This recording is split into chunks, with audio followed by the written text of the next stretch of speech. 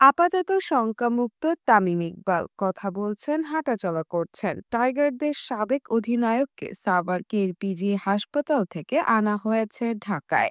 চিকিৎসকরা জানিয়েছেন তামিম এখনো আছেন পর্যবেক্ষণে। এর মাঝেই জানা গেছে উন্নত চিকিৎসার জন্য দেশের বাইরে নেওয়া হতে পারে তামিমকে। এই ঈদে জামা জুতো অ্যাক্সেসরিজের ডিসকাউন্ট। সব মোমেন্টে বিকাশ পেমেন্ট।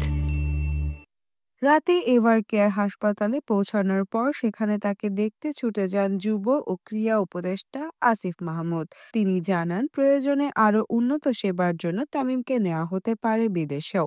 বিপিএল এর ফরচুন বরিশাল কর্ণধার মিজানুর রহমান জানিয়েছে, থাইল্যান্ড নেওয়ার চেষ্টা চলছে। এই দলের হয়ে বিপিএল মাতাতেন তামিম। মঙ্গলবার মিজানুর বলেছেন, থাইল্যান্ডের জন্য চেষ্টা করা হচ্ছে ভিসার।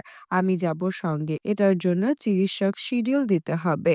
যখন চিকিৎসক অনুমতি দেবে তখনই বলা যাবে, এখন বলা যাচ্ছে না। তামিমের হার্ট অ্যাটাকের বড় একটি কারণ পানির স্বল্পতা। চিকিৎসকরাই নাকি এ তথ্য দিয়েছেন বলে জানান মিজানুর রহমান। চিকিৎসকদের কথা অনুযায়ী প্রচন্ড ডিহাইড্রেশন ছিল, পানি খায়নি, রাতে হয়তো ঘুমাতেও পারেনি ঠিক মতো। এটা একটা কারণ। এই গরমের মধ্যে রোজায় ডিপিএল খেলাটা আমার কাছে কেন জানি মনে হচ্ছে কঠিন।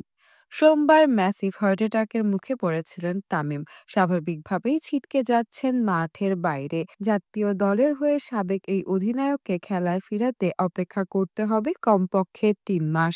চিকিৎসক যদি মনে করেন তামিম ফিট, তবেই খেলতে পারবেন।